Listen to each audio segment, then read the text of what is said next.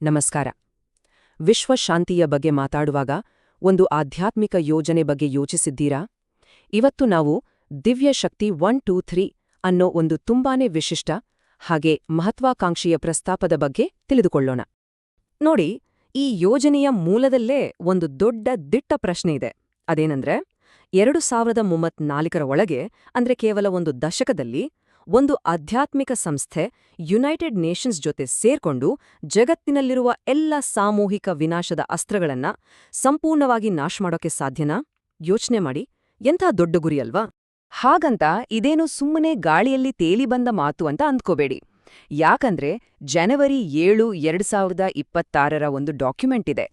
ಇದ್ರಲ್ಲಿ ಈ ಗುರಿಯನ್ನ ಸಾಧಿಸೋಕೆ ಒಂದು ಡೀಟೇಲ್ಡ್ ಪ್ಲಾನ್ ಅನ್ನೇ ಕೊಟ್ಟಿದ್ದಾರೆ. ಅಷ್ಟೇ ಅಲ್ಲ, ಇಡೀ ಜಗತ್ತಿಗೆ ಒಂದು ಆಧ್ಯಾತ್ಮಿಕ ಮೇಲ್ಮನೆ ಅಥವಾ ಸ್ಪಿರಿಚುವಲ್ ಅಪ್ಪರ್ ಹೌಸ್ ಬೇಕು ಅಂತಾನೂ ಪ್ರಸ್ತಾಪಿಸಿದ್ದಾರೆ. ಸರಿ, ಹಾಗಿದ್ರೆ ಬನ್ನಿ ಇದ್ರ ಬಗ್ಗೆ ಇನ್ನಷ್ಟು ಆಳವಾಗಿ ತಿಳಿದುಕೊಳ್ಳೋಣ. ಇಷ್ಟು ದೊಡ್ಡ ಗುರಿಯನ್ನ ಸಾಧಿಸೋಕೆ ಇವರು ಪ್ರಸ್ತಾಪ ಮಾಡಿರೋ ದಾರಿ ಯಾವುದು? ಎಲ್ಲವೂ ಶುರುವಾಗೋದು ಶಾಂತಿಗಾಗಿ ಒಂದು ಆಧ್ಯಾತ್ಮಿಕ ಯೋಜನೆಯಿಂದ. ಈ ಯೋಜನೆಯ ಮೂಲವಾದ ತುಂಬನೇ ಸರಳವಾಗಿದೆ. ಅವರ ಪ್ರಕಾರ ಇವತ್ತಿನ ಜಾಗತಿಕ ಸಮಸ್ಯೆಗಳು ಅಂದ್ರೆ ಗ್ಲೋಬಲ್ ಪ್ರಾಬ್ಲಮ್ಸ್ ಎಷ್ಟು ಕಾಂಪ್ಲೆಕ್ಸ್ ಆಗಿವೆ ಅಂದ್ರೆ ಬರೀ ದೇಶದ ಸರ್ಕಾರಗಳಿಂದಾಗಲಿ ಅಥವಾ ಈಗಿರುವ ವಿಶ್ವಸಂಸ್ಥೆಯಿಂದಾಗಲಿ ಅದನ್ನ ಪರಿಹಾರ ಮಾಡೋಕೆ ಸಾಧ್ಯ ಆಗ್ತಾ ಇಲ್ಲ. ಅದಕ್ಕೆ ಒಂದು ಸಂಪೂರ್ಣ ಹೊಸ ರೀತಿಯ ಯೋಚನೆ, ಒಂದು ಹೊಸ ದೃಷ್ಟಿಕೋನ ಬೇಕೇ ಬೇಕು ಅನ್ನೋದು ಇವರ ವಾದ.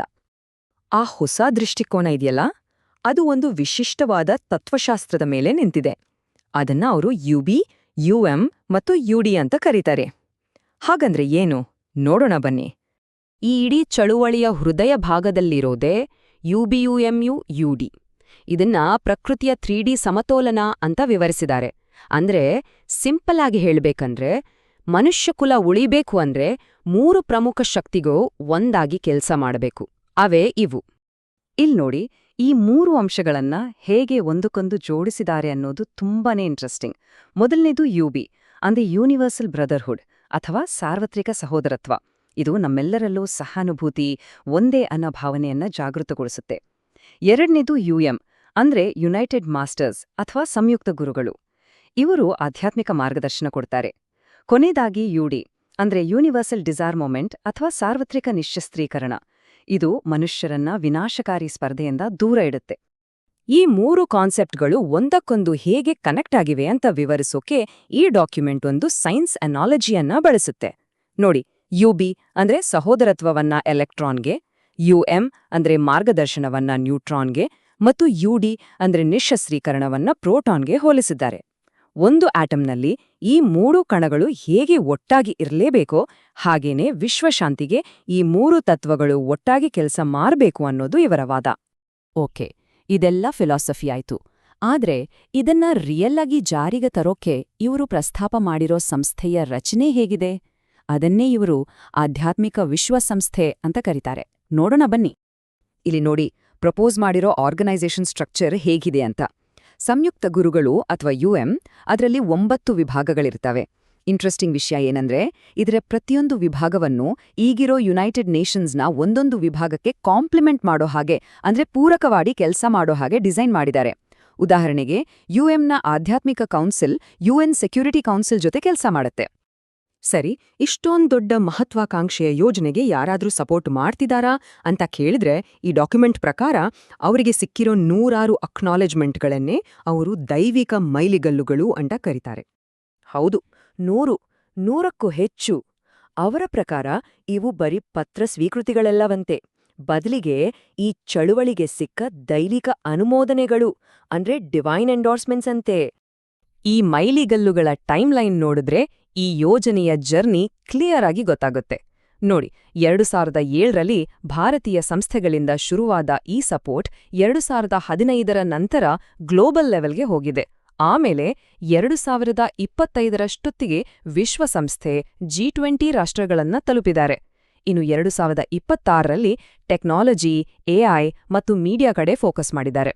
ಒಂದು ಉದಾಹರಣೆ ತಗೊಳ್ಳೋದಾದ್ರೆ 2007ರಲ್ಲಿ ರಾಷ್ಟ್ರಪತಿ ಭವನದಿಂದ ಒಂದು ಪತ್ರದ ಸ್ವೀಕೃತಿ ಬಂದಿದೆ. ಇದು ಫ್ಯಾಕ್ಟ್.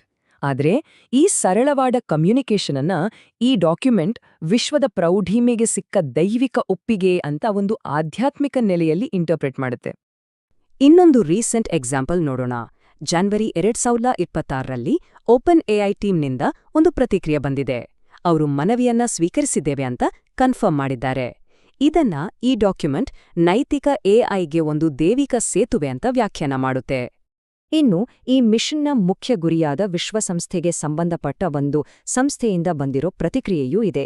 ಯುಎನ್ ಫೌಂಡೇಶನ್ ಜೊತೆಗಿನ ಈ ಕಮ್ಯುನಿಕೇಷನ್ ಅನ್ನ ವಿಶ್ವಸಂಸ್ಥೆ ಪ್ರತಿಷ್ಠಾನದಿಂದ ಸಿಕ್ಕ ದೈವಿಕ ಒಪ್ಪಿಗೆಯಂತ ಪರಿಗಣಿಸಲಾಗಿದೆ. ಓಕೆ, ಫಿಲಾಸಫಿ ಆಯ್ತು, ಸಪೋರ್ಟ್ ಬಗ್ಗೆನೂ ನೋಡಿದ್ವಿ. ಆದ್ರೆ ಎಲ್ಲಕ್ಕಿಂತ ಇಂಪಾರ್ಟೆಂಟ್ ಪ್ರಶ್ನೆ, ಇದನ್ನ ಕಾರ್ಯರೂಪಕ್ಕೆ ತರೋದು ಹೇಗೆ? ಆಕ್ಷನ್ ಪ್ಲಾನ್ ಏನು? ಅದಕ್ಕಾಗಿ ಒಂದು 12 ಹಂತದ ಅಜೆಂಡಾವನ್ನ ಪ್ರಸ್ತಾಪಿಸಿದ್ದಾರೆ. ಈ ಡಾಕ್ಯುಮೆಂಟ್ನಲ್ಲಿ ಒಂದು ಡೀಟೇಲ್ಡ್ 12 ಸ್ಟೆಪ್ ಪ್ಲಾನ್ ಇದೆ. ಮೊದಲ ಕೆಲವು ಸ್ಟೆಪ್ಸ್ ನೋಡೋದಾದ್ರೆ, ವಿಶ್ವಸಂಸ್ಥೆಯಲ್ಲಿ WMD ಗ್ಲೋಬಲ್ ಎಮರ್ಜೆನ್ಸಿ ಅಂತ ಡಿಕ್ಲೇರ್ ಮಾಡೋದು. ಆಮೇಲೆ 112 ಆಧ್ಯಾತ್ಮಿಕ ಗಣ್ಯರ ಒಂದು ಲಿಸ್ಟ್ ರೆಡಿ ಮಾಡೋದು. UBUMUD ಕಾನ್ಸೆಪ್ಟನ್ನ ಜಗತ್ತಿನಾದ್ಯಂತ ಎಜುಕೇಷನ್ ಸಿಸ್ಟಮ್ನಲ್ಲಿ ತರೋದು. ಜೊತೆಗೆ G3 ದೇಶಗಳಾದ ಅಮೆರಿಕ, ರಷ್ಯಾ, ಚೀನಾ ಜೊತೆ ಒಂದು ಆನ್ಲೈನ್ ಮೀಟಿಂಗ್ ಮಾಡೋದು. ಇದರ ಮುಂದುವರೆದ ಭಾಗವಾಗಿ ನ್ಯೂಕ್ಲಿಯರ್ ವೆಪನ್ಸ್ ಇರೋ 9 ದೇಶಗಳ ಜೊತೆ ಒಂದು ಸೆಷನ್ ಮಾಡೋದು.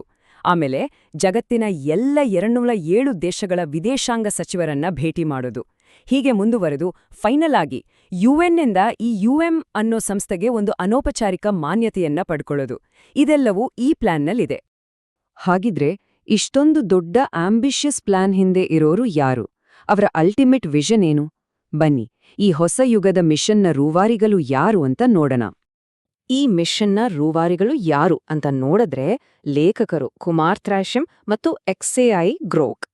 ಇಲ್ಲಿ ನೋಡಿ, ಆಧ್ಯಾತ್ಮಿಕತೆ ಮತ್ತು ಟೆಕ್ನಾಲಜಿಯ ಒಂದು ಯುನೀಕ್ ಕಾಂಬಿನೇಷನ್ ಕಾಣಿಸುತ್ತೆ. ಇವರಿಗೆ ಸ್ಫೂರ್ತಿ ಮಾ ಆದಿಪರಾಶಕ್ತಿ ಅಥವಾ ಪ್ರಕೃತಿ ಮಾತೆ ಅಂತೆ. ಇನ್ನು ಅಂತಿಮ ಗುರಿ ಏನಪ್ಪಾ ಅಂದ್ರೆ ಸಂಗಮ ಯುಗ, ಅಂದ್ರೆ ಒಂದು ಸುವರ್ಣ ಯುಗ ಅಥವಾ ಸತ್ಯಯುಗವನ್ನ ಸ್ಥಾಪಿಸೋದು. ಸರಿ, ಈ ಎಲ್ಲಾ ವಿವರಣೆಯ ಕೊನೆಯಲ್ಲಿ ಒಂದು ಪ್ರಶ್ನೆ ಮೂಡುತ್ತೆ. ಜಗತ್ತು ಇಷ್ಟೆಲ್ಲ ಕಾಂಪ್ಲೆಕ್ಸ್ ಚಾಲೆಂಜ್ಗಳನ್ನ ಫೇಸ್ ಮಾಡ್ತಿರೋ ಈ ಕಾಲದಲ್ಲಿ ಈ ಥರದ ಅಸಾಂಪ್ರದಾಯಿಕ ಅಂದ್ರೆ ನಂಬಿಕೆಯನ್ನೇ ಆಧಾರವಾಗಿಟ್ಕೊಂಡ ಚಳುವಳಿಗಳು ನಮ್ಮ ಭವಿಷ್ಯವನ್ನ ರೂಪಿಸೋದ್ರಲ್ಲಿ ಏನಾದ್ರೂ ಪಾತ್ರ ವಹಿಸೋದಿಕ್ಕೆ ಸಾಧ್ಯ ಇದೆಯಾ?